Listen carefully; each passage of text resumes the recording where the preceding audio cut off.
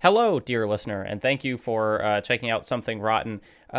We talk about pretty awful games in this show generally, and I put content warnings in the description for most episodes, but I do want to just do one in front of this whole season because, boy, there are some wretched topics that we go into in the show, including but not limited to extended discussions of sexual abuse and suicide. So if either of those things are things that you don't want to consider for any reason, here's just a heads up: it's going to be pretty hard to avoid. In my restless dreams, I see that tone.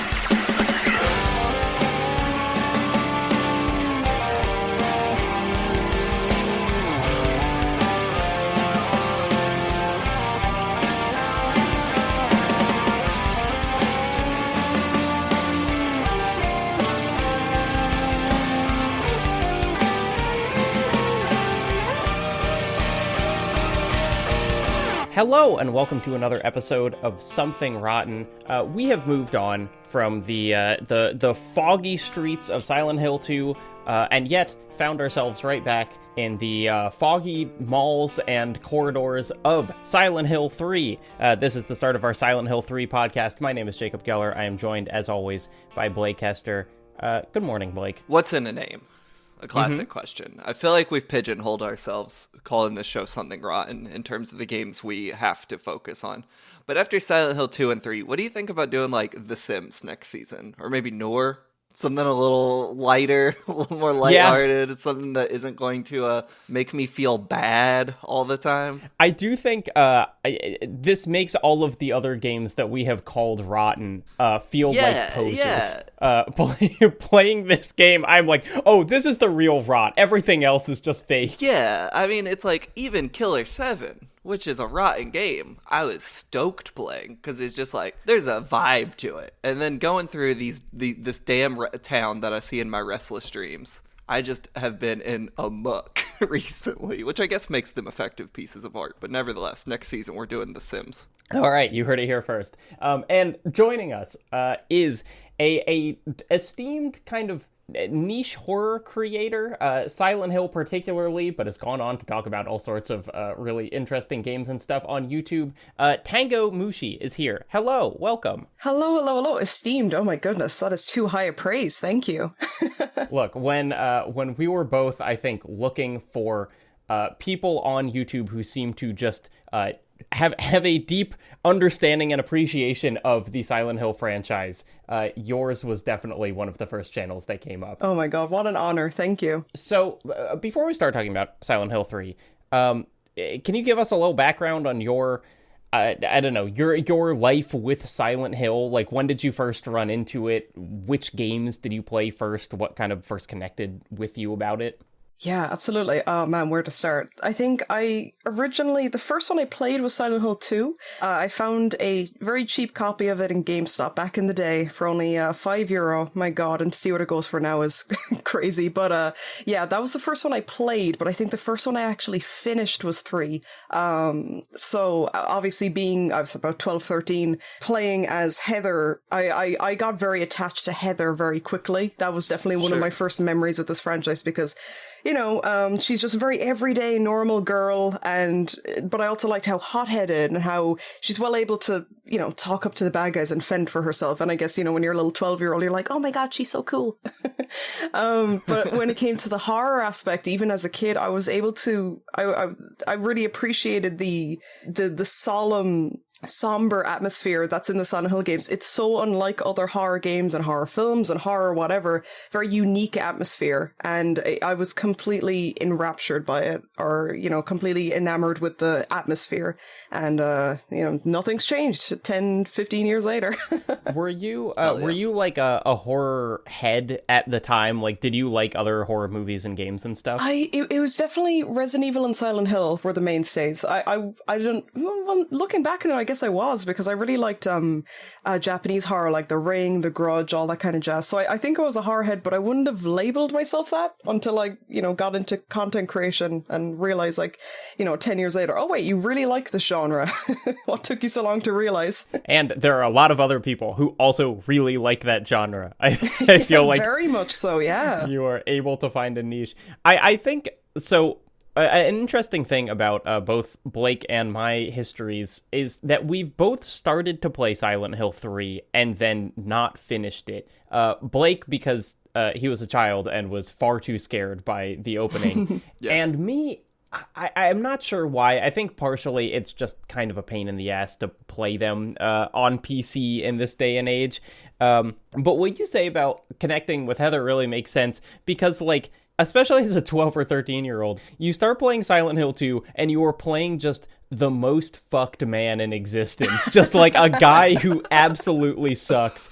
And so to have... It's such a change. We've been playing Silent Hill 2 up until, last week. And so going into this game that has, a likable main character feels radically different for the series. Absolutely. She's definitely, I think Heather is probably the most likable protagonist of the OG 1 to 4 for sure, compared to the others. Yep. The rest of the protagonists are either kind of bland or, thoroughly unlikable, like James. So, pick your poison.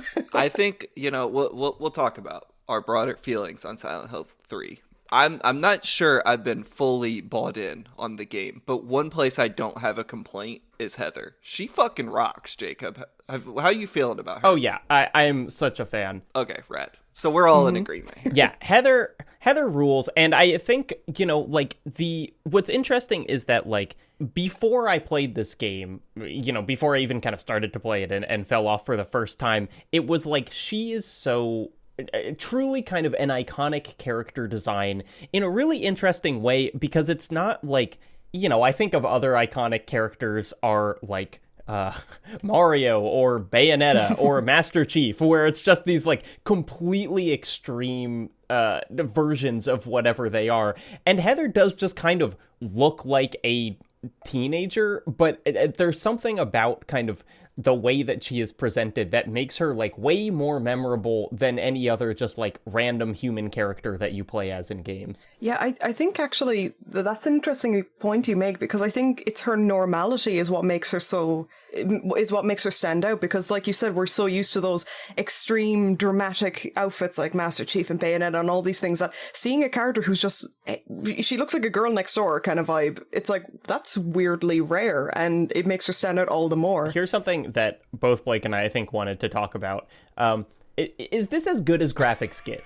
Yeah, let's get into it. I think this game looks so good, and I can't really even define how, but it's just the character models in this game are I would be happy if video game characters kind of looked like this forever. I don't think we need to get more detailed. I've been thinking about this, because it's on the one hand, you say that and you're yeah, I buy it. Full sale. And then on the other hand, it's it's a 20-year-old game. Why do I think that? Because it feels wrong to say. And I think this is mid to late era, PS2, and I guess Xbox games as well. Or GameCube, because Resident Evil 4, I also think the character models look great in that game, and that shipped on GameCube first. But that whole era of games is at any stage in a hardware's life cycle, the best era is usually the last, because developers have just honed in on how to make things for that box so well. And this is right before PS3, which was peak fucking... Well, no, it's not though. Because this game came out in 2003. Well, I said mid to late era for the boxes. I guess, but it's... Hold on. Let me finish my Go point, ahead. Mr. Geller. Please. When we get to the PS3, though, it's just uncanny valley everywhere. Go back and look at the first Uncharted 1, which at the time it's oh, this is amazing. And it looks like dog shit compared to Silent Hill 3. And then by the time you get to the PS5, it's yeah, everything looks so good. But I think in a lot of cases, in a chase for just as realistic as possible, you've abandoned a lot of style. The Last of Us Part 2, the characters do not have style. You know, like they're just like human beings. Except that for look Dina, really who we good. love. Except for Dina, who we all love. But like Aloy, it's like that's a game with really strong art direction, but it hasn't escaped the uncanny valley. So you're still getting 2 issues there. And I think there was this magical moment in the PS2 era, Xbox and GameCube era as well, where it's like they were starting to reach towards like ultra realism and starting to obtain a little bit of it, but still with a strong sense of like style and artistic direction. Because like you couldn't just mirror real life the way Naughty Dog can to like almost an unbelievable degree. Like you still had to fill in the gaps a little bit. As like Heather doesn't actually look like a real person. She just looks like a great video game character. And I think that's true for all the like human models except for Claudia, which we can circle back to. She looks very strange. But like when I saw Vincent and all the like animation and detail in him, I was like, yeah, he looks like an anime character, but it's as good as this can possibly get. I wish this is what every game looked like now. Totally. Yeah, it's falls somewhere in between still having a distinct art style while also being mostly realistic. Exactly, yes. That there's like a middle point right between those two philosophies that I think is like the sweet spot for 3D visuals, at least in video games. And one of the things that's so impressive is like Silent Hill 2 is a great looking game, you know, by art direction and by kind of like whatever, all of its aesthetics that it's going for. But like the leap in character models between 2 and 3 is unbelievable. You know, it's like James has he looks kind of just like clay, you know. He really has like not much of a face, and it's like I really like Maria's character design and stuff, but like when you look at just like her eyes compared to like Heather's eyes in this game, it is night and day in like how expressive Heather and all of the characters are, and kind of like I feel like they kind of know where to focus. You know, like one of the really interesting things about Heather is she has like pretty big dark circles under her eyes, which is just like such an interesting thing. And it's like, because you're paying attention to that, you're not necessarily noticing like she doesn't have as many triangles as you know, as something else. But it's also like Silent Hill 2, when the FMVs are great, they're amazing, but like that's where that game peaks visually in a lot of cases. And there are no FMVs in this game except for like I think in the intro cutscene that plays in the menu, like there are FMVs there. And they've achieved like a better look and better animation quality in 2 years while still running all the cutscenes in real time, which is like amazing, because I think I was watching let me know if you knew this fun fact, everyone. I was watching Gaming Muse's video, a great Silent Hill historian, and he said they made this game in only like 10 months. Yeah, I was going to ask Tango if you knew anything about the development of this game. Not to put you on the spot, but I was like reading the Wikipedia of it beforehand. Man, I can't think of anything off the top of my head, but yeah, I didn't know it was 10 months. That is surreal. That is frightening what they could achieve in that little short amount of time. But I know that all of the games from 2 to 4 were very, very quickly made, a little too quickly at times, because I know that 4 was made alongside 3. That's all I do know. And then obviously came out a year later. So what they were able to create in such a short time in the entire franchise up until that point is, man, it's a shame the company ended when they did, or rather should I say the development team ended when they did, because if they could make that in just 10 months, that's insanity to me. So an interesting thing about Silent Hill 3 is Silent Hill 2 did not immediately sell very well and was not very popular in Japan. Or really in the US. I mean, we read that Game Informer review. Right, but being on the press side, let me tell you, Japanese developers will always focus on their home turf before the American audience. So a Japanese audience not liking Silent Hill 2 is going to carry such a bigger weight to Konami than an American audience not liking it. It's just the way it goes. Fine, it's understandable. So because of that, the original plan for Silent Hill 3 supposedly was to make it a light gun game. And that ate up like 8 months of development. It should have been an 18-month development timeline. That ate up however many months, 6 to 8. And then they shifted to Silent Hill 3 for reasons I'm not entirely clear on. Maybe just that everyone realized a light gun game was truly a bad idea, and Konami would circle back to bad Silent Hill ideas a few short years later. But that's where that truncated timeline came from. And there was also another Silent Hill 3 concept that I assume did not get beyond just like the design document phase. Yeah, and 4 was being developed at the same time with the idea that it wouldn't be called Silent Hill 4, but would be some kind of spin-off. It's kind of wild for a franchise that had essentially one successful entry, that they were like, okay, people didn't like the last one, but we are going to make 2 games at the same time, and we're going to make them within the span of like 2 years. Yeah, and Silent Hill 3 also like had some key people leave, like Takayuki Sato, I think, did not work on any Silent Hills after Silent Hill 2, and he had like a big hand in the visual direction and story of those, but also the director of Silent Hill 2 skipped 3 to work on 4. And so I think that does leave Silent Hill 3 in a weird place, especially in this first half. The game feels very strange, and I've been trying to be like, is that the historical effects of like a 10-month development? You know, some of these key people leaving and then other people having to fill holes. Like, I don't know. Jacob, how are you feeling about the game? Here's my first big note is like, it feels like this game doesn't have an introduction, almost. That's exactly what I'm saying. Then I go back to how it was made, and I was like, okay, what is the dissonance here? Yeah, because so the first thing, I mean, I like the kind of, it has this very interesting in media res opening where you are essentially, you wake up and you're like in a super fucked Silent Hill place. You're in this amusement park. There are like mascot costumes of like big bunnies everywhere, and it's like there are a million enemies, and you don't really know what to do, and you essentially either run until you reach the end of it, or I don't know, if you die here, does it just kind of keep rolling? You can die, I believe. I think it's also on a timer, because mine just kind of like ran out.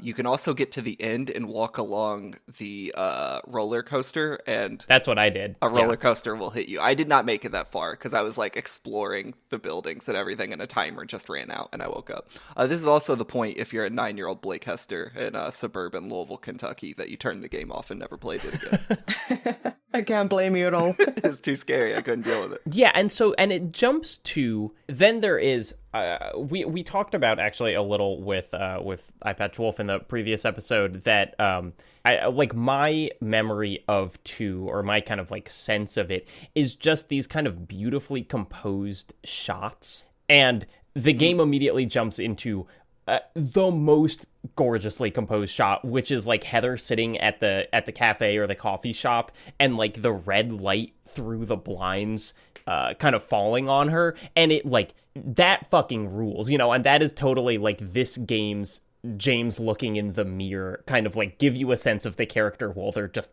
not really doing anything. Yeah, I think like at the beginning of this game in Tango, I'd be very curious to hear your kind of reactions to what we're saying, because you're so much more familiar with the game than us. But, you know, for all the times when Silent Hill 2 was fairly sparse in its storytelling, it still felt like it was setting the tone and putting like you in the right headspace within the atmosphere. Like, I think of when I was in that apartment in Silent Hill 2, I had no clue what the fuck was going on in the game.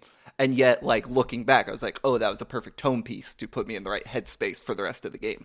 I don't know if, like, I feel the same way about the mall, and then the construction site, and then the shopping center in Silent Hill 3. Oh, and the underpass and the subway. There's a million levels in this first 2 or 3 hours that, like, is putting me in a similar, like, headspace as that first game. It feels like it's throwing a lot at me. There are moments I really like with Heather's characterization. I think the introduction of the private eye, whose name escapes me right now.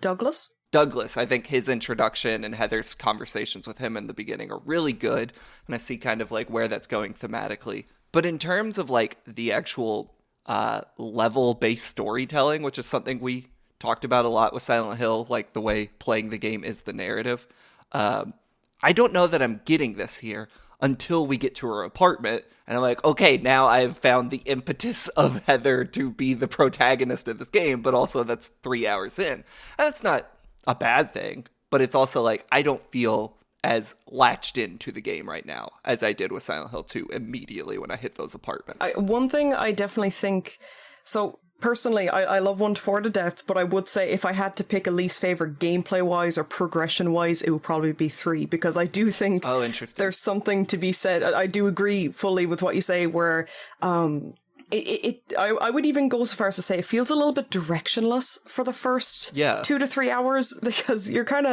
spending so much time running through this area, running through that area, and you're kind of like, okay, get to the point. Where's this going, until of course you get to the apartment and everything goes crazy.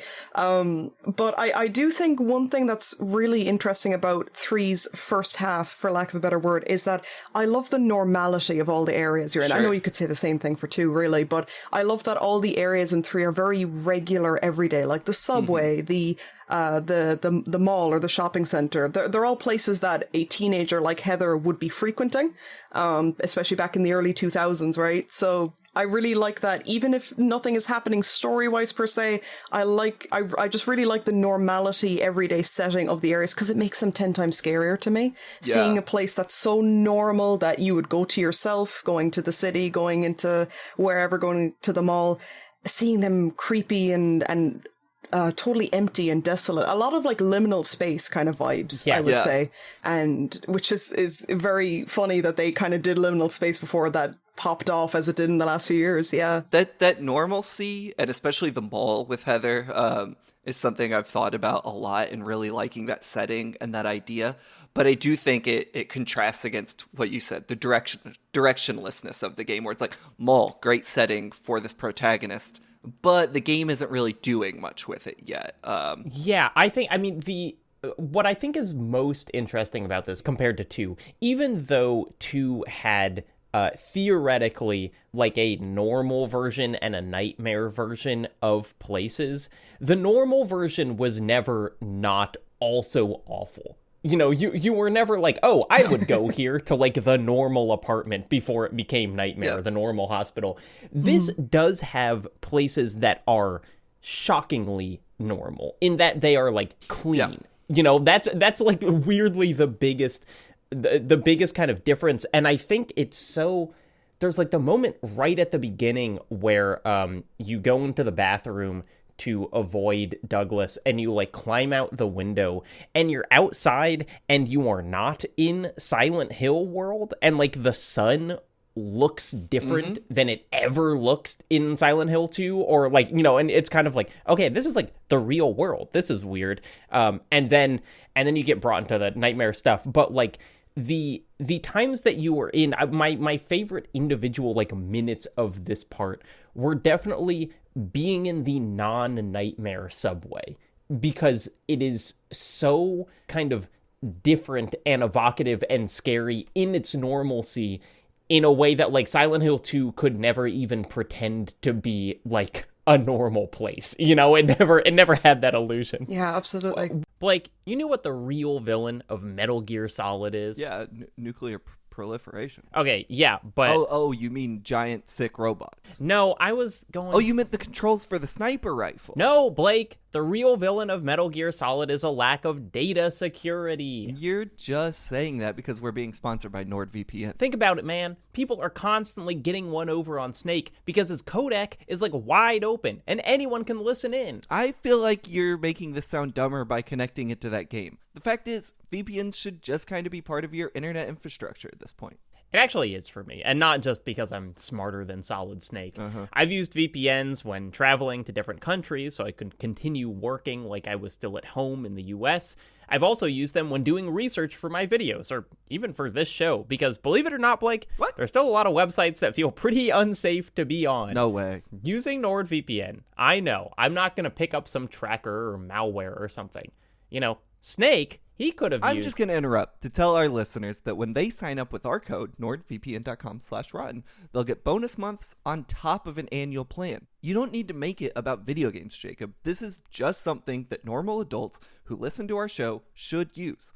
Also, there's a full 30-day money-back guarantee, so if they decide they don't want it for some reason, it's no big deal. You're right. I shouldn't lean on Snake to make logical advertising pitches. Be a functioning adult and just visit nordvpn.com/rotten to get our special offer and protect yourself online. Was that so hard? Colonel, VPN, Nord. Jacob, would you say you're a generous lover? I hardly see how this is any of your business, but yeah, I'm a generous lover. Well, maybe you should bring that to your podcast co-hosting once in a while. But nevertheless, I do have quite the website for you. This episode of Something Rotten is sponsored by AdamandEve.com. Adam and Eve empowers people to explore sex and their sexuality in a safe, inclusive, and welcoming environment. More than just a sex toy company, they're a trusted partner in helping you become your sexiest self. I have always wanted to become my sexiest self. Don't I know it? So check it out, Jacob. Right now, you can use the discount code ROTTEN for 50% off any one item, which is wild. Let's just be clear. It's true. That's a good deal. Yeah, that's wild. That rocks. But you can also, adding to how good this deal is, receive free shipping to the US and Canada and free rush processing, though some exclusions do apply on that last point. Well, that sounds amazing, but do they have discreet shipping? I don't know that I need my mail person seeing that side of me. They sure do have discreet shipping, as well as 24/7 customer support and a 90-day, no-hassle return policy. They got it all. That's great. But Blake, did you know that Adam and Eve has been in business for over 50 years and donates 20% of all their profits to help fight the spread of HIV around the world? All the more reason to go buy something. Use our discount code ROTTEN for 50% off one item, free shipping in the US and Canada, and free rush processing. Some exclusions apply. Jacob, you know what I love watching on the internet? Blake, I'm going to politely remind you we are recording right now. Movies, cinema, all kinds of movies from all over the world. But for reasons not fully worth exploring here, streaming services like Netflix, Hulu, and the like have different libraries based on which countries they're being used in. Is that true? True as the day is long. That's why I use NordVPN to unlock my computer's location, allowing me to watch Netflix in America, Japan, Albania, the USSR, Constantinople. Oh, I don't know about the last two, but that's really interesting. They added a time travel feature. So you're saying I could use NordVPN to watch all my favorite anime before they come to America? Sure can, but that's not all. Believe it or not, bad actors are doing their darndest to steal your information online. Wait, what? Yep, and you're helping them by not encrypting your data. Oh my god. Annie, lock our doors! I'll explain later! Yeah, don't get caught being a dummy and use NordVPN to protect yourself from malware, trackers, and ads. It'll also notify you if someone leaks your information online, and it helps you avoid those pesky CAPTCHAs and block lists. Okay, sure, but is Nord tracking or sharing what I'm doing online? Never. Your traffic is always protected with their robust encryption, and there are options to make sure your data is never exposed. Okay, well that sounds great, but how do I sign up? Well, Nord sponsored this episode, so we have a special link, nordvpn.com/somethingrotten. From there, you can get Nord apps on all your favorite platforms, and one account can be used on up to 6 freaking devices. They also have 24/7 customer support and a 30-day money-back guarantee. Okay, I'm signing up right now. Let me just type this in, nordvpn.com/somethingrotten. Probably the best thing you've ever done online, Jacob. Go to nordvpn.com/somethingrotten and sign up for NordVPN to watch all your favorite movies and, importantly, protect yourself on the information superhighway. What about the information normal highway? Does it have to be super? I'm looking for it. What I don't like as much, and this is kind of a game design thing, the way that this game uses enemies and combat is strange and interesting. I feel like the broad strokes are there are way more enemies. They are much stronger. You are not supposed to kill most of them. You know, that in Silent Hill 2, most enemies, like, you got enough ammo and they were in small enough numbers that you could kind of just shoot everyone and you would be mostly okay. And I like that, but what I find really weird is, like, they just kind of throw them in without introduction, you know, where you just, like, you walk into a hallway in the newly nightmared apartment or mall, and it's like, there are just these massive guys walking around, and dogs, and weird little, like, skinless things, and none of them, like, they don't kind of get the big intro that, like, Silent Hill 2 gives pretty much every enemy type. Yeah, I've thought about the like, gameplay scares a lot in this game, and I truly miss from SH2. just walking into a hallway and there being one enemy at the end of it, and that being the scariest thing I could imagine. And, you know, like, if I'm perhaps reading too far into it, I do wonder if the focus on the amount of enemies is kind of like a reflection of the protagonist. Like, James is like a real spacey dude. Like, he's not all there. And so, like, there's a sparseness to Silent Hill 2. And Heather, like, in a good way, is very angsty and kind of like an obnoxious teenager. And I think the game does reflect that. Because, like, I walk into a room and it is the loudest shit I have ever heard in my life. Like, Akira Yamaoka just recorded himself banging on, like, 100 metal trash cans. And totally. every, like, when you encounter the, like, mosquito monsters, there's just this awful, like, scratching sound that they make. And it's excessive, like, in a way I do like, because I think it is scary. Not in, like, the Resident Evil or Dead Space way, where it's, like, everything's just yelling at you, but also, like, you're usually powerful enough to handle most of everything, so after a few minutes, it's no longer scary. Like, walking into a room in Silent Hill 3 and be like, there are 6 enemies in here. There's no hope for me, and I just have to run to the other end of this room while I get the shit kicked out of me, is very scary to me. But I think if, like, I'm leaning one way or the other, I do miss kind of the sparseness of Silent Hill 2, because you could do a lot of fucking backtracking through these crowded rooms. Very much. I think that's an I never thought about the combat that much in Silent Hill, because I always kind of wrote off the combat as just being bad. Sure. Or outdated, I would say, maybe is the more fair term. But I think you're making a really interesting point where that 2 is very minimalist in virtually everything.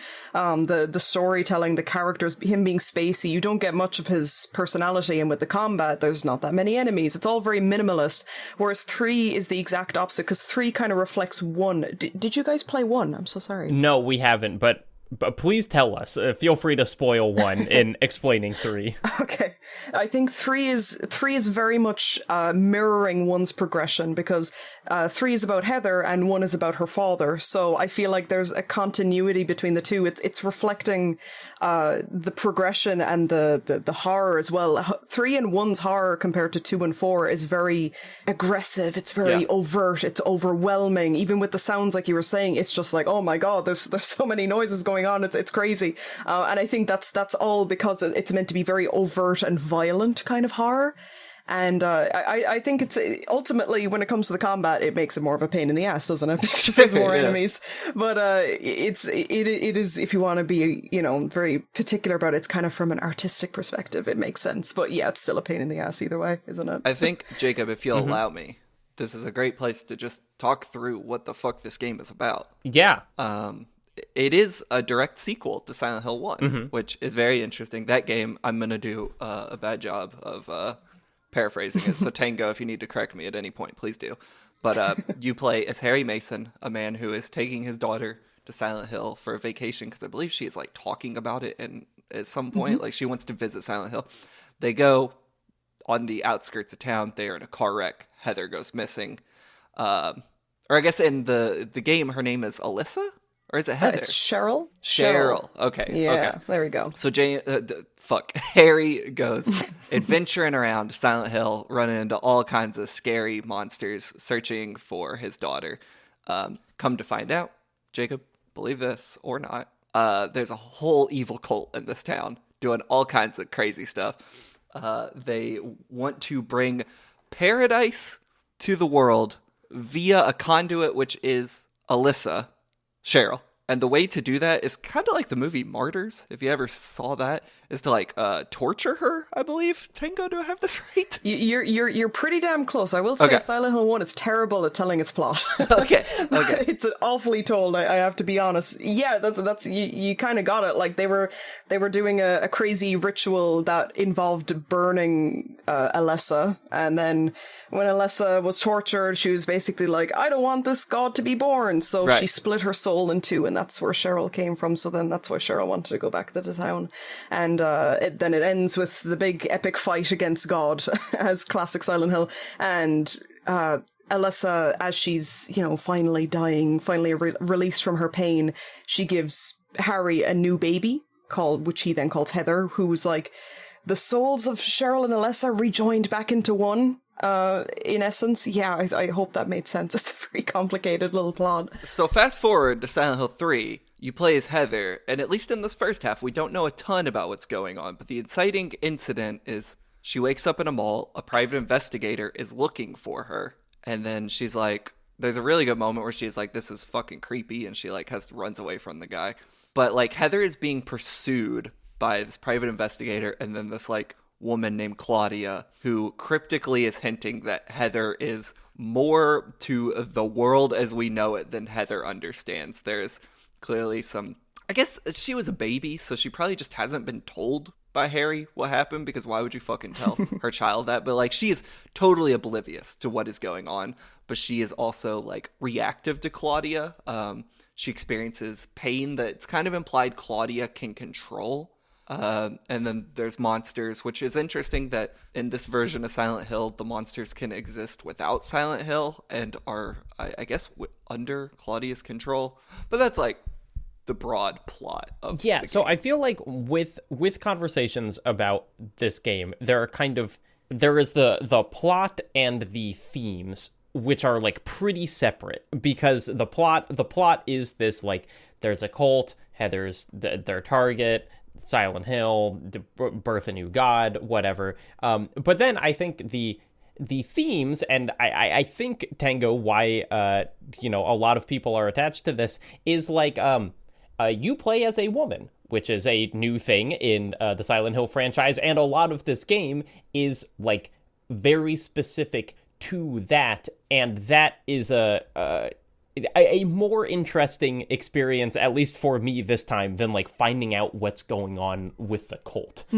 Yeah, definitely. A lot of I think, wow, there's a lot of, well, for starters, apparently the original concept that you were mentioning earlier, Blake, was that I think the original idea for Silent Hill 3 was it was going to be very female-centric, like with no cult involved, and then Konami was like, we want the cult because it's kind of an easy fallback and it's a good plot that everyone understands.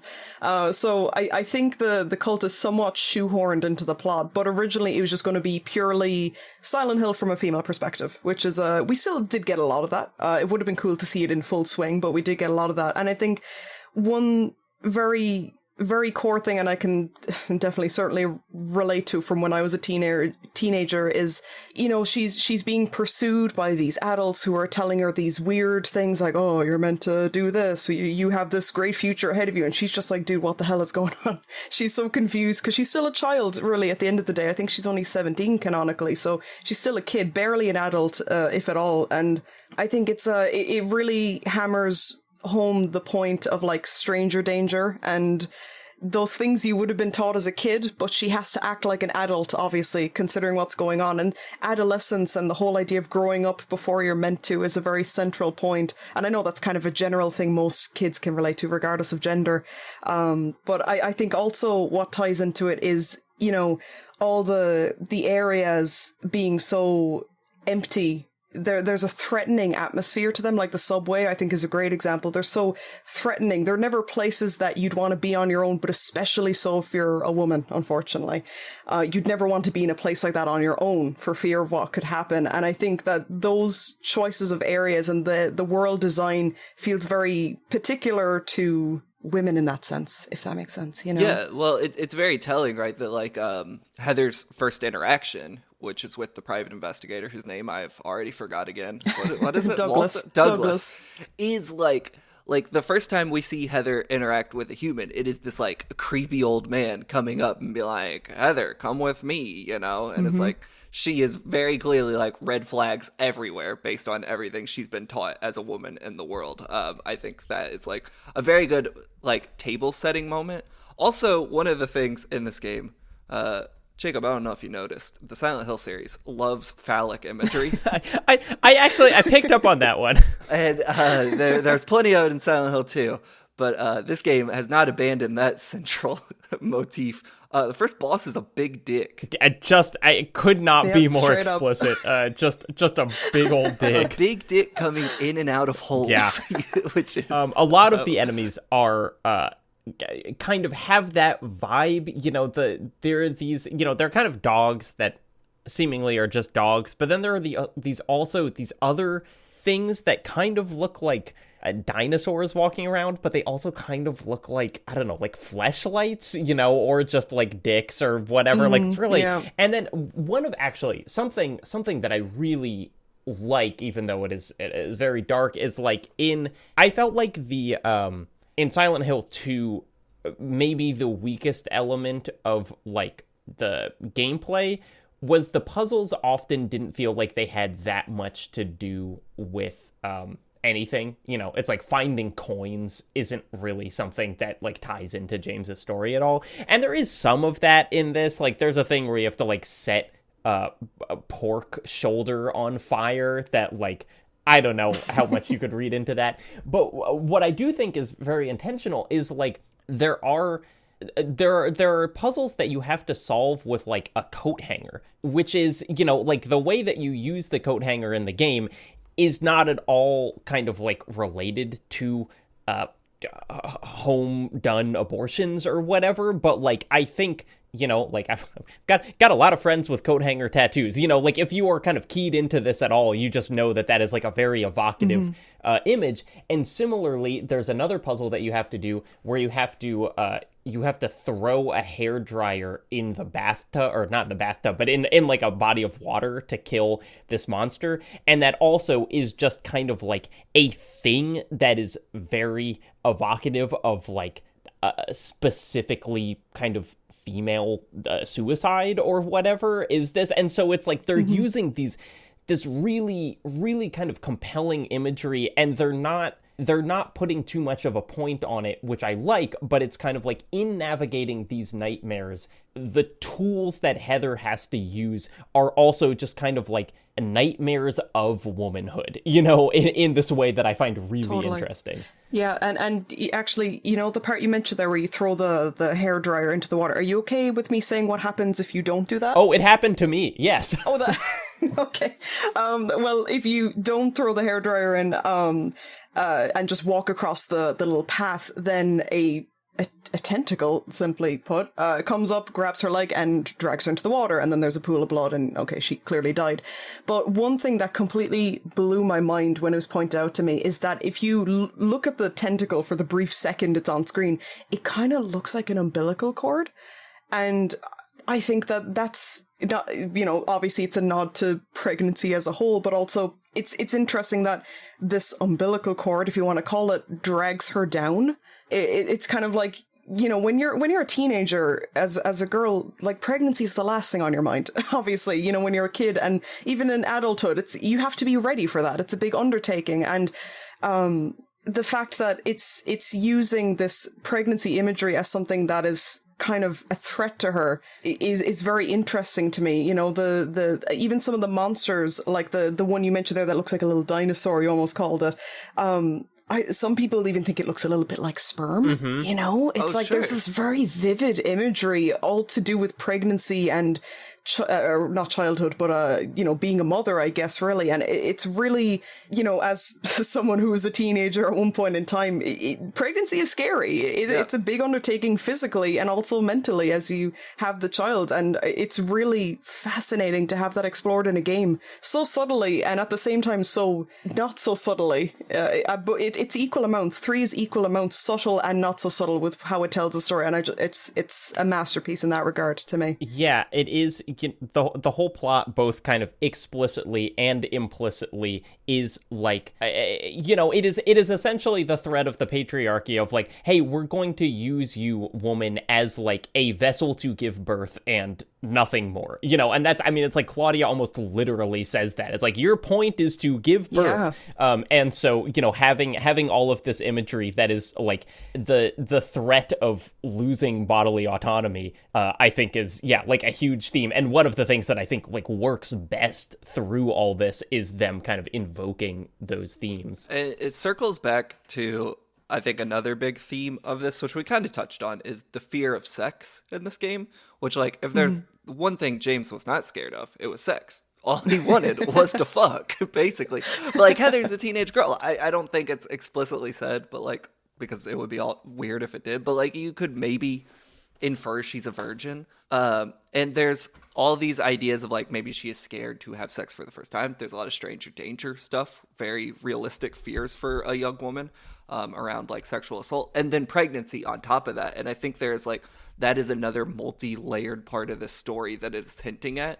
I wish playing it that this was the central thrust of the game, was all of Heather's themes, because the cult stuff often feels like it is getting in the way and like butting up against that. And like the introduction to Vincent, I think he's a very compelling character, but also it's like I want them to have a conversation that isn't about like, oh my god, did you know Harry and me met 17 years ago? Can you believe that shit? It's like, I don't know. I wish you were a more interesting character, because I think all the stuff the game is doing around pregnancy and sex is like very, very interesting, because especially for the time and probably still today, it's like the perspective of it being through the eyes of a teenage girl is like so different for games. Town with a cult in it is like so old hat that it's just like, let's get back to the cool stuff. Like, absolutely. I totally agree. I wish the game focused 100% on it. I will say just that if you guys want a game that does delve into those themes without any culty stuff, I would recommend Haunting Ground. It more or less touches on the exact same themes,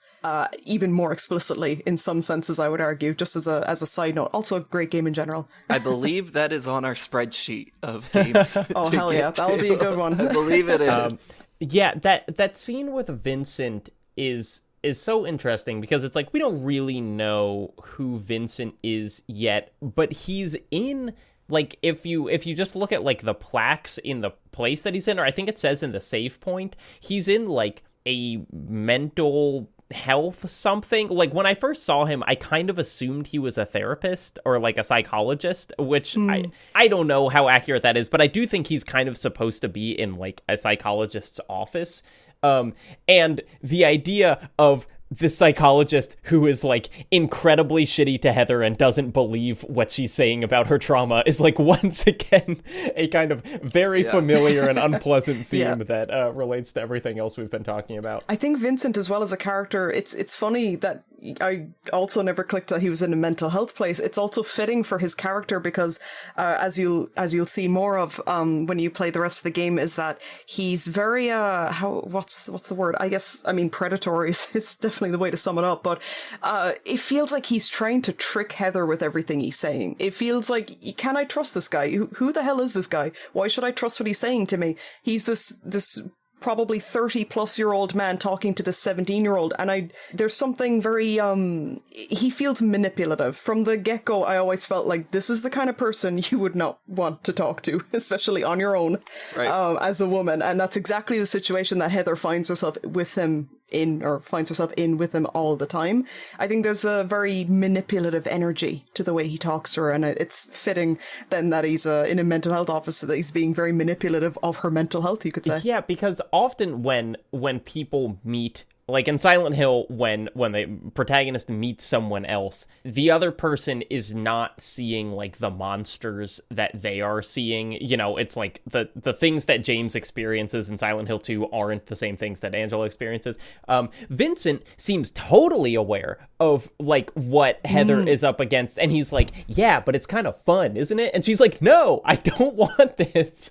But it is like he is being kind of overtly either cruel or just like completely ignoring the kind of her danger, as opposed to everyone else who seems to kind of not quite understand it or like be experiencing their own sort of thing. This feels like a good moment to bring up a note I wrote. I'm just gonna read this verbatim. It's a little heady, so bear with me here.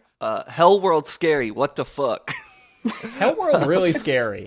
We meet Vincent shortly after going into the Hell world, and I was not a fan. I was a fan, but I was not a fan of this Hell world. It fucked with me in a way that the other world did not in Silent Hill 2.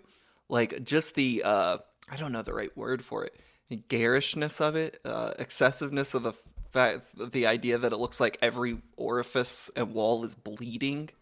Just like really disturbed me throughout this level. It's a very different kind of image of the Nightmare world or the Hell world than Silent Hill 2, because like what this game kind of like it's really forthright with it in kind of one of the opening scenes of like Heather going down that elevator or whatever, is like it's a very specifically kind of industrial hell.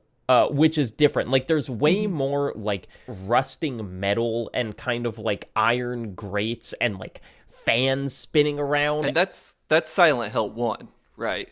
Yeah, Like yeah, 100%. Yeah, and it's I just like how much of an identity that has. And then it does have that thing where, oh my god, I think of, there are like those Hitman levels that take place in a nightclub, and they do that fun trick where it's like, oh, it's really quiet outside the doors, and then you open the doors, and it's like, boom, boom, boom, they're doing like the nightclub music. And this is like that, but instead of club music, it is just the most horrible noises you've ever heard, where you just enter a room and suddenly it is just like every piece of metal being scraped against every other piece of metal. Yeah, Akira Yamaoka is going fucking buck wild making the horror songs in here. The ones that play in the, if I can go back to the mall real quick, the songs that play in the mall when monsters show up that just has someone like moaning into a microphone with no pop filter in front of them, and then they peaked the sound as loud as possible, like, was one of the worst things I have ever put my poor ears through. It was so fucking scary. This Hell World, the pictures of, have you noticed the like pictures that hang in this? Well, I noticed the posters of Minmo the cat, but no, what are the pictures you're talking about? No, in a couple spots you'll see pictures of like just a smiling mouth. Oh or yeah, ears. what the fuck is going on there? What is that? I don't know. Like, Tango, please tell us what it actually is. But my thought was like, oh, this is like a very pretty smiling face. Is this like indicative of like beauty standards or something? They're fucking scary no matter what it is. But like, what are these things? Yeah, that's a cool idea, the beauty standards thing. That would certainly fit in. Truth be told, that is like the one thing I could just never wrap my head around with this game. I did not know what they were going for.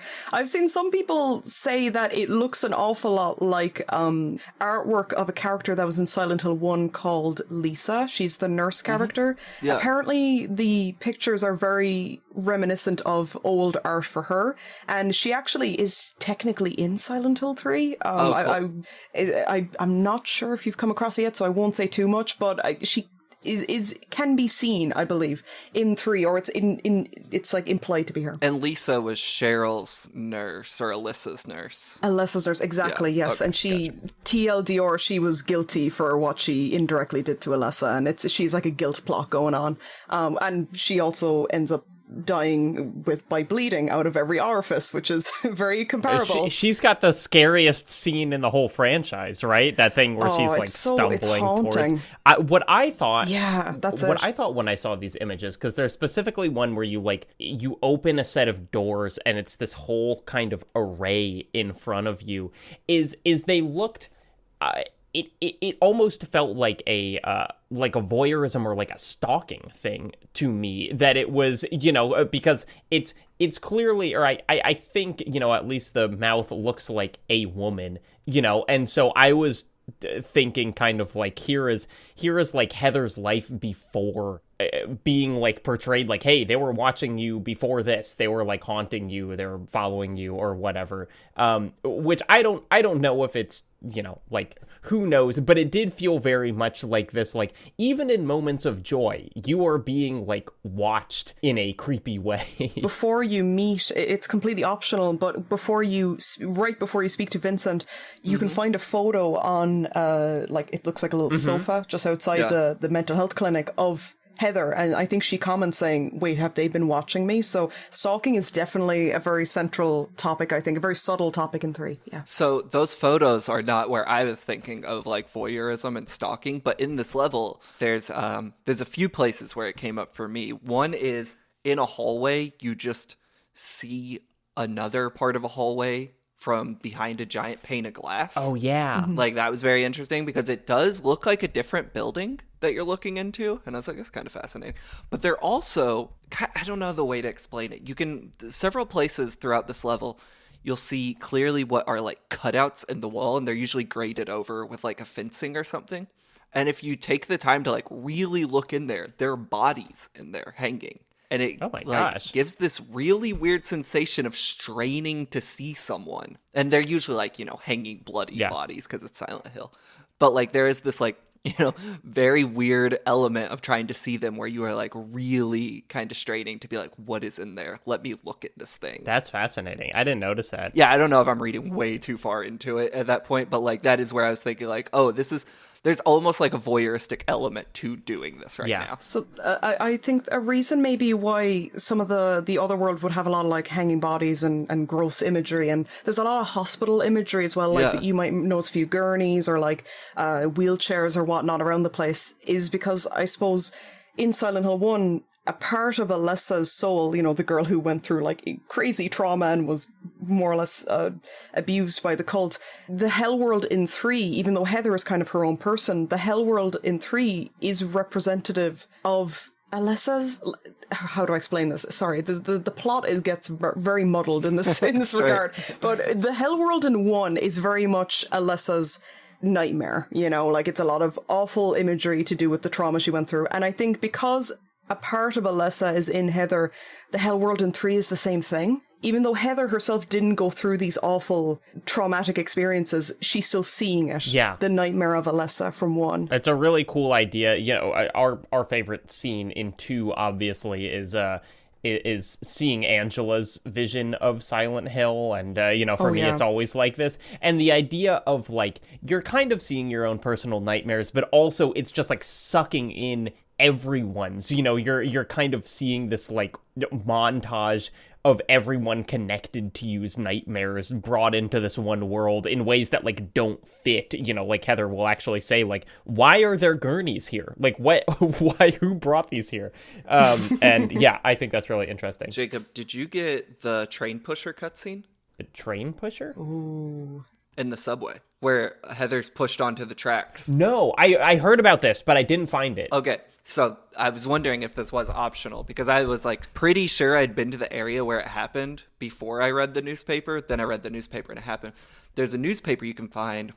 Did you find the ticket booths and walk up to them and be like, oh, I can't get a ticket out of this? No, I don't think so. It's in the beginning of the level. There's a newspaper on top of the ticket booths that you can read. It's from a few months ago that explains like, oh, this guy was pushed in front of an oncoming train and decapitated. And then if on one of the train platforms, when you walk by, you will get a first-person POV of someone behind Heather doing this like creepy breathing shit, and then they push Heather onto the tracks, and then you switch back to gameplay and have to jump back up onto the platform before the train comes. No, I totally didn't get that. Definitely, at least what we played, it's most overt and obvious reference to stalking. Yeah, it ties into the voyeurism thing as well, because that scene is fascinating to me because of how unsettling it is, and yeah, it's totally optional. I think you have to read that newspaper to activate it. But one thing I also thought about it that I don't see people comment on very much is that he's very kind of staggered, shallow breathing. Oh yeah, kind of sounds like he's he's doing something he shouldn't be in public. Sure. It's kind of got that vibe to it that he's it's further adding to the voyeuristic aspect of it, and especially again with a 17-year-old girl, it really does tie back into the kind of fears that you would have at that age, I think. Yeah. And specifically even subways is, for some fucked up reason, I feel like the place where a lot of people have that sort of experience. Well, there's not many other places to get pushed in front of a train, Jacob. Oh, yeah, that's the experience I was talking about. What difficulty level are you playing the puzzles on? I'm playing on normal on both, but I am fairly liberally glancing at a walkthrough if I get stuck. So an interesting thing I noticed, just like Silent Hill 2, I'm playing normal combat difficulty, easy puzzle difficulty, and I don't think this ever happened in Silent Hill 2, because I watched an entire playthrough of it.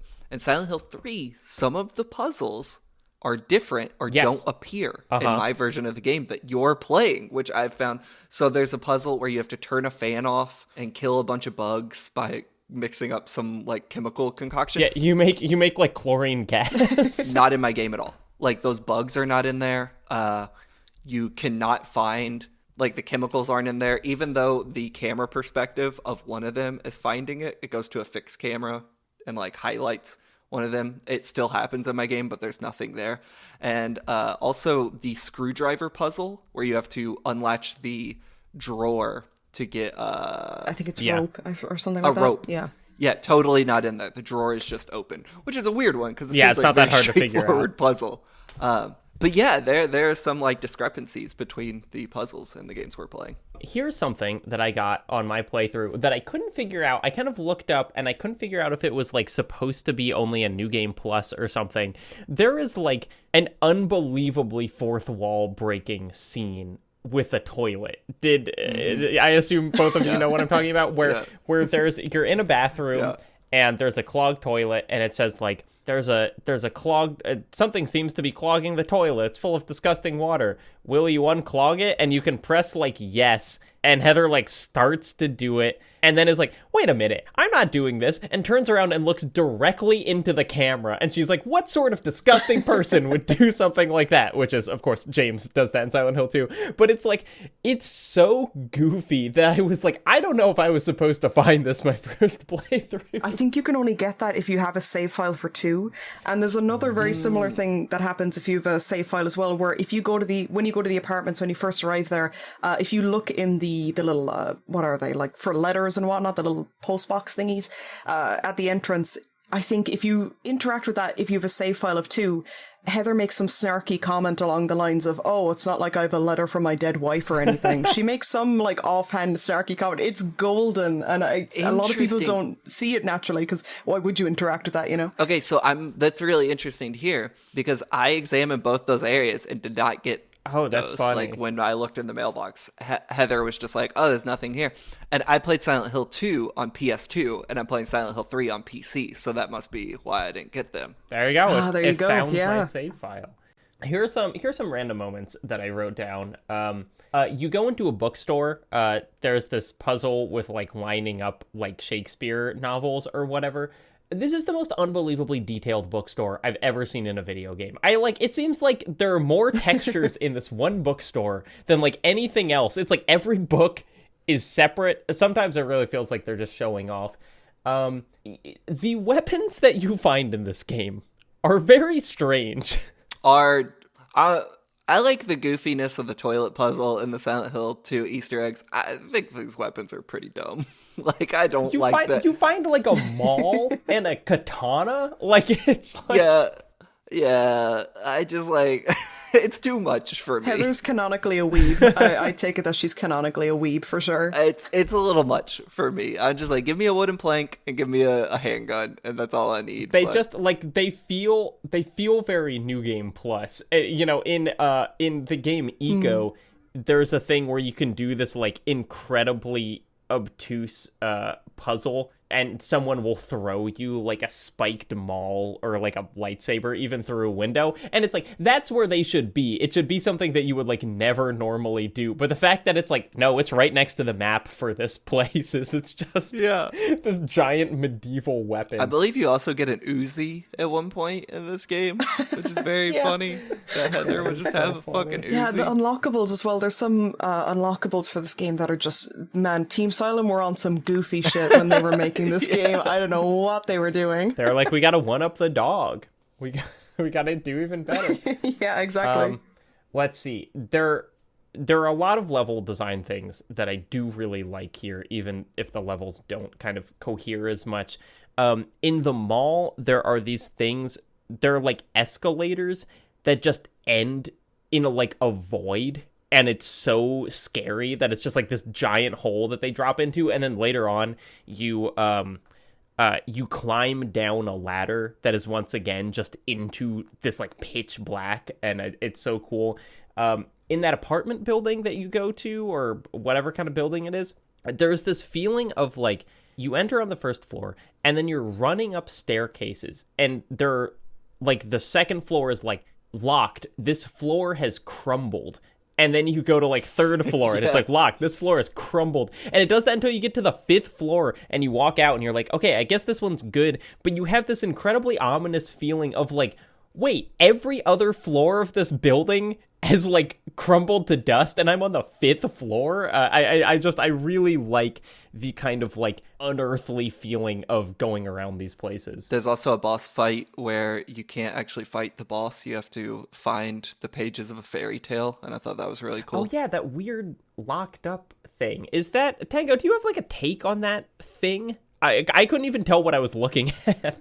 Yeah, it's a hot mess of a creature. It's so the puzzle itself, where you have to find a fairy tale, is another like reflection of the first game. You have to do the exact same thing in the first game, and I guess in 3 it probably, you know, it's the whole fairy tale idea. It's probably tying into the, again, childhood, kind of almost belittling Heather.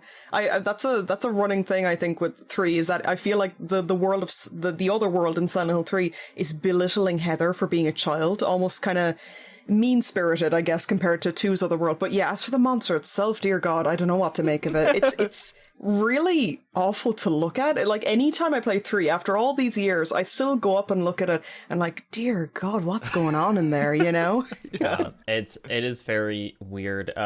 We talked about it before, but I just want to talk about it again. The subway station, that's not Nightmare, and is theoretically just a normal subway station, is truly the most like liminal space vibes. You know, if you follow those like automated Twitter accounts that just post pictures of liminal spaces, because it's like, it's long white hallways and they have like no lights on, and so it's just Heather's flashlight lighting up like 12 feet in front of her, and then it goes dark, and they all look the same, and the puzzle of the area is really just like, hey, can you get to the station? And every time you look on a map, Heather's like, yeah, I know where I'm going. I just need to get to like this platform. But it's so big and dark and repetitive looking that it's like very hard to even know where you're going. And there's no music for most of this part. Like, there's music when you go into an enemy area, but I just loved like silently running around the subway station. I thought it was so cool. Yeah, I do think that like area design wise, navigation wise, it's probably one of the worst Silent Hill areas, because I don't know if you noticed, but if you look on the you know, the posters on the wall saying, oh, this platform is this way, this platform's that way, none of them are accurate. Yeah. I kept trying to follow because I've watched so many. Yeah, I've watched so many people play it for the first time, because I just use a walkthrough these games. You know, no shame in it, I just use a walkthrough. Right. But when I watch people play those without a walkthrough, and they follow those earnestly, you know, thinking, oh, that's where I'm meant to go, they get lost.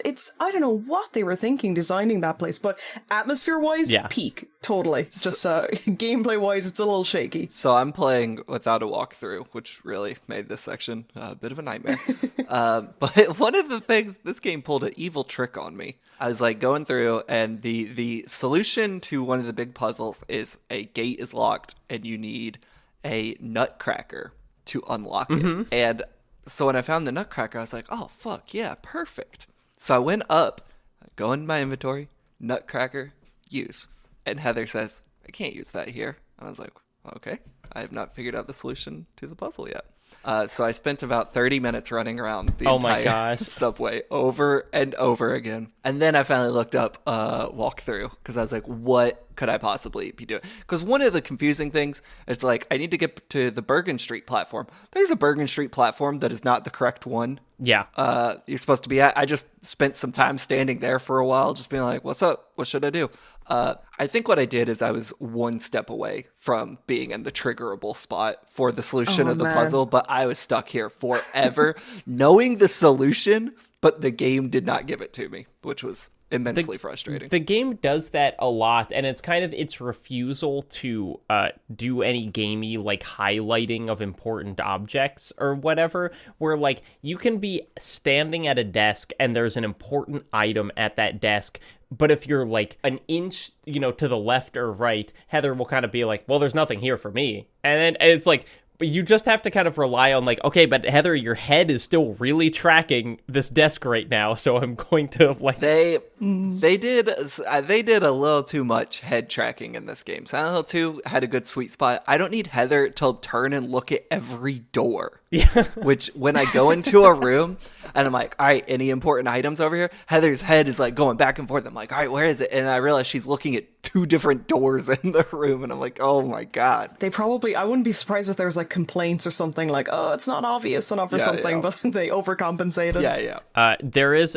the scene in the train station that actually iPatch Wolf talked about in his Silent Hill 2 vid that I thought was funny, but it is just so mean, where it's like the solution to getting out of the subway tunnel is there's a door on the tracks. You walk up, and the camera's like, hey, here's the place to go. Look at this door. And you walk up to it. The door is locked. 2 dogs jump out from nowhere, and the train starts coming. And you have to get back so fast or you'll get hit by a train. Yeah. And it's like, it's just so mean-spirited. Like, it's just such a rules. Fuck you from so the good. game. Yeah, that's more of it, I think, because you don't really get moments like that in the other Silent Hills as much. It feels very pointed to the fact that, you know, all the other characters were like adults going through Silent Hill. This is a kid. Yeah.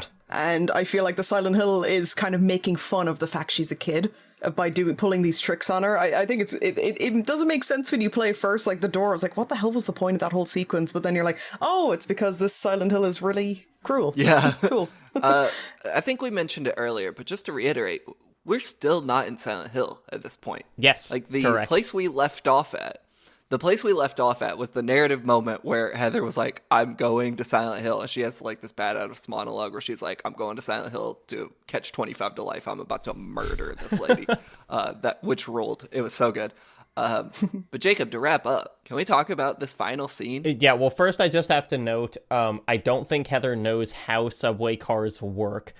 Because she gets on one and the doors close and she's like, oh, wait, let me out of here. And it's like, no, Heather, that's how every subway operates. She goes into the subway and she's like, all right, I'm just going to take the train home. And the second she gets on the train, she's like, let me out. I'm like, I'm repeating what you said. I also really loved fighting through the train. I thought that was really cool, but I was unsure why she wanted to get to the front of the train. Just stay in the back. Hey, Uncharted 2, eat your heart out. Here's the train level that we're all talking about. Speaking of Naughty Dog, Last of Us Part 2, eat your heart out, because we're killing a father. Oh, well, the father's already dead. So we show up to Heather's apartment. Hold on, something I want to point out. When you walk into Heather's apartment, if you're a good adventure game player, you open your inventory, you check her key to see the apartment number on it, and you notice the door to the left is 102, which is her apartment number. That's not her apartment. There are 2 102s. Yeah, what's going on there? I did the same thing.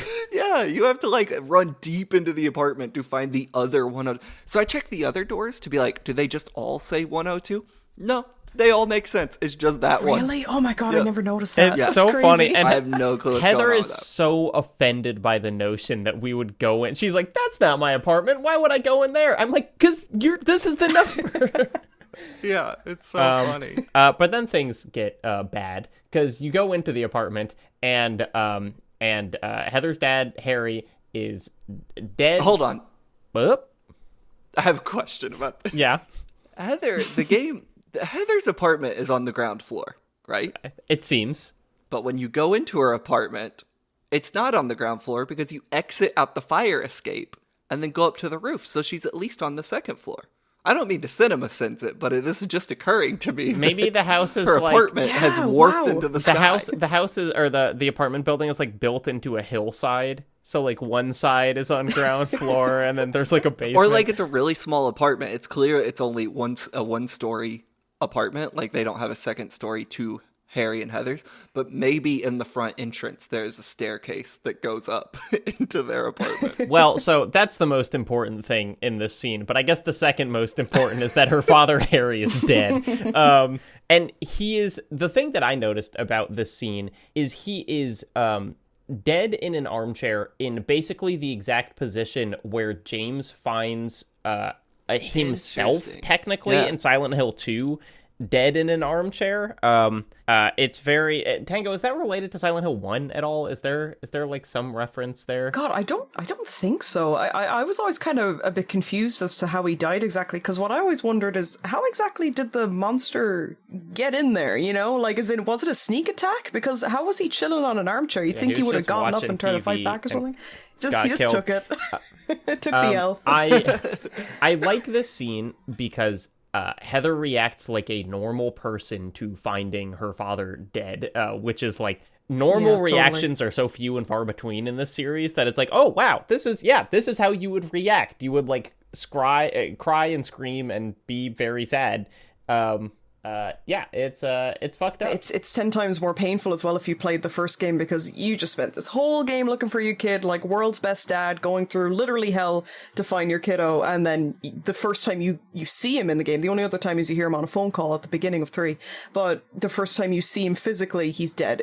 And in such a cruel way too, and for such cruel reasons as well by the cult. I'm still not over it. The game's like 20 years old. I'm still not over it. My man Harry got robbed, I swear. Braver than Last of Us Part 2 as well, because you get to have some scenes with Joel in that game. And this one, Harry's killed off screen. You don't even see him. There you go. And so we'll get to kind of what happens on the roof, but there's this interesting thing that Heather says after it, where she says, like, essentially at the end of this scene, you and the Private Eye like put him on the bed and cover him with this bed sheet, and Heather's like, there's no one here to give him a decent burial. And it just like, it raises this question of like, even though they're not living in Silent Hill, what is this like life that they live? You know, like, do they have friends? Do they have like any connections? No, I don't think... I think Heather is just aware that the world is breaking around her, because if you exit the mall and you go to both ends of the street, like if you missed the Golden Path route, you'll notice that the roads have been blocked off the way they were in Silent Hill 2, and Heather remarks, like, this is not how this was when I came to the mall. So I think she is realizing, like, the world is no longer correct. She also mentions, I can't remember, if you look at the first enemy who's like chewing on a body, if you go examine the body, she was like, normally I would call the cops. So I think she is like very aware that something is like wrong in the world with her, rather than it being like just the town is fucked up or like they're in hiding or something. So anyway, you go to the roof, and Claudia is up there. Interesting note from the development section on Wikipedia. Apparently, Claudia was modeled after the actress Julianne Moore, and then they took off her eyebrows, which you can kind of see if you look at Claudia. Yeah, totally. Claudia says some fucked up shit. Heather's like, why did you kill him? And she says, well, 17 years ago, he was a huge pain in the ass, and so it was just like payback. But then she says, and Tango, my guess is that the wording of this is pretty important, so correct me if I'm saying it wrong. But she said that like it's to kind of fill Heather's heart with hate or something. Like there's this kind of implication that like creating anger or resentment is like important to their plot somehow. Yeah, so I wouldn't know the ins and outs of this, so there'll probably be a Silent Hill lore expert out there who might be able to say it's better than me, but I think if I were to take a wild guess, I'd say in the first game, when they were treating Alessa so horribly, and in Silent Hill 1, Alessa ends up being burnt to a crisp, quite literally, I wouldn't be surprised if they had to do that to, you know, get some hate going in her, you know, fill her heart with hate in a similar way to Heather, to then birth the god. So I would say then in 3, Claudia was like, well, what's the easiest and quickest way I can do this to Heather? Just kill her dad. The only person in her life. She doesn't have a mother. She doesn't have siblings. She doesn't seem like the person who would have loads of friends to run to in these scenarios. She seems like she gives me the vibe she'd be a little bit of a loner. So I wouldn't be surprised if they were like, let's hit her where it hurts. Let's kill off her dad, you know? And then Claudia says, hey, but I didn't kill your dad. Actually, it was the enemy from Clock Tower. She doesn't say that, but that's what that guy looks like. It's not as cool. It's not half as cool as the dude from Clock Tower. This is one of the worst enemy designs in the entire Silent Hill franchise, as far as I'm concerned. He looks like someone from Manhunt, Jacob. Yeah, he's just a guy with big scissors. No, he's got it's like knives duct taped to his arms. Who can deflect bullets as well, which is insane. Yeah, he's a pain in the ass to fight. Yeah, I didn't like him. I had to use my katana. It's a weirdly just traditional boss fight. You know, where it's like, oh, you gotta get behind him and shoot him. It has like almost too many mechanics for a boss fight. It's fine. It's not like hard. But you kill that guy, and then you go back down, and the Private Eye is in your room, and Heather's like, I'm going to Silent Hill. and he says, well, it's kind of my fault, so I'll drive you. And that's where we leave off, right? Something you guys might find interesting is that in the scene on the rooftop where Heather's getting all angry at Claudia, in the original, I presume you guys are listening to the original dialogue and not the dreaded HD remaster. Yeah. In the original, she says something along the lines of, I'll get you for this. And in the remaster, for some reason, I would love to know why they felt the need to change it, but I actually think you could argue it's a better line. She says, I'll get you, you bitch. Oh, that's good. Which is a lot more angry. You know, it's way more fitting for what she's gone through, and very minimal change. But I think that if there's any one thing I'll give the HD collection, that line goes way more hard than the original. Heather has some really good outbursts of anger in this game. Like, there's a section where she screams at Vincent for bringing up her father. Yeah. She slams the door. Dude, it's such a good animation where she punches something behind her and starts yelling at him. Great stuff. It's a little bit of childishness too, isn't it? You know, like she can't control her emotions and she just outbursts of anger. It's great. I love that element to her. But it is also, it's just like, here's another fucking guy trying to tell me what to do. You know, I really like your first meeting with Claudia. Claudia says, I am Claudia. And Heather says, so what? Which is so good. Oh man, she has so many good zingers where the private eye's like, Heather's like, I'm out of here, see you later, bozo. And he's like, well, what should I do? And she doesn't even look at him. She's like, hell if I know, and walks off. It's like so good. She's got another banger line in one of the final cutscenes. You guys will know the one when you hear her, but it's God, she's fantastic. Kind of characterization, I guess. Yeah, Heather rules. One of my faves. So that's it. That's where we leave off. Tango, I'll tell you, I'm very sad that I have not actually watched your Silent Hill 3 video yet, because I was like, okay, I'm gonna watch this after I finish the game, because I assume that it will be discussing the game in total. But I guess, do you want to? I don't know. Where do you see now? You know, many years since you've played this game, like Silent Hill 3, is that still kind of like a somewhat formative game for you? Like, do you still view other things through the lens of this, or, you know, of Heather, or, you know, have you kind of just like made it one in your roster of horror games that you like? Man, I think 3 will always have a very special place to me, because it definitely was formative. It was, because, you know, playing all these other horror games where this action man hero like Resident Evil, but with 2 having not only such down-to-earth characters, but a down-to-earth female character who, when I first played it, was only a few years older than me, was very formative. I mean, she was actually my first cosplay ever. I'm not much of a cosplayer normally, but I was obsessed with her growing up. She was such a kind of like, God, I don't want to say role model. That sounds a bit cringe, but, you know, like, I really looked up to her as a character. Sure. I thought she was such a realistic, likable character, and I still do. I still think she's one of the best protagonists we've ever gotten in a game. So while 3 isn't my favorite anymore, it would have been growing up. 4 is more my favorite nowadays. I think 3 has the best protagonist by a mile. Hell for yeah. sure. Just for the record, we had someone write into a Q&A episode detailing how they attempted to dress like Travis Touchdown through their entire high school experience. So it is far from the least embarrassing character to model yourself after. Oh my God, that poor listener, you just roasted them. Look, they roasted themselves. It's true. Tango, you recently had a video come out that I think is both you and our friend Maria, aka Eurothug 4000, had videos on incredibly obscure horror games come out. But you had something with the first ever English coverage of a horror game called Hungry Ghosts.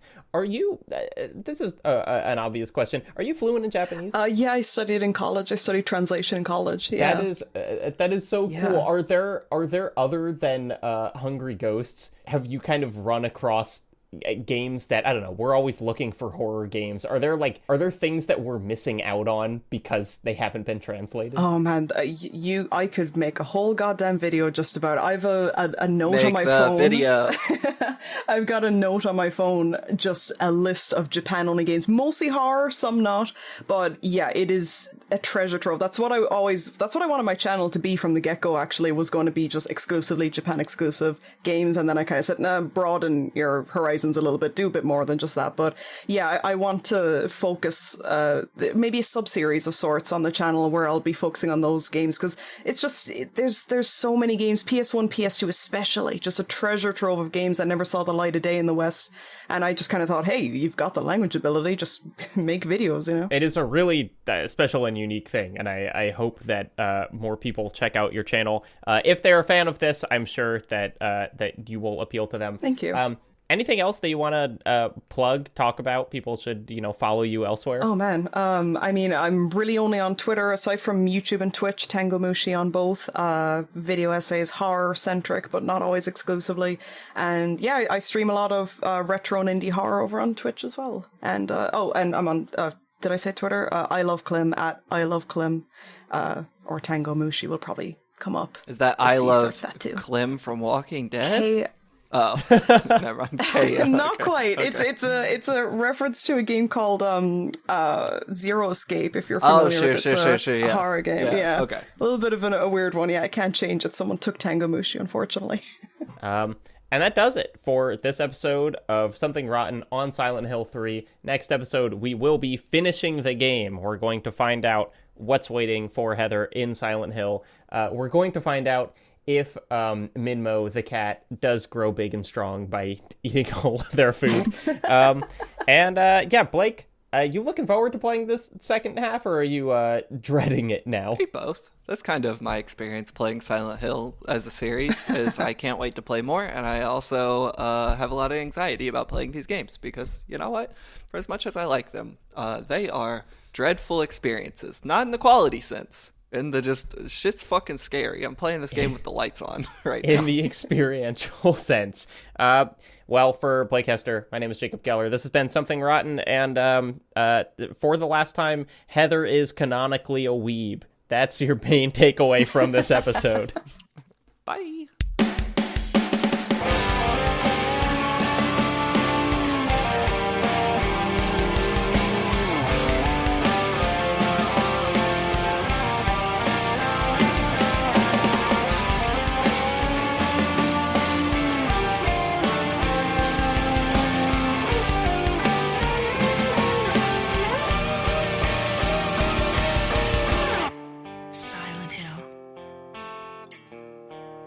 You promised you'd take me there again someday. But you never did. Well, I'm alone there now. In our special place. Waiting for you.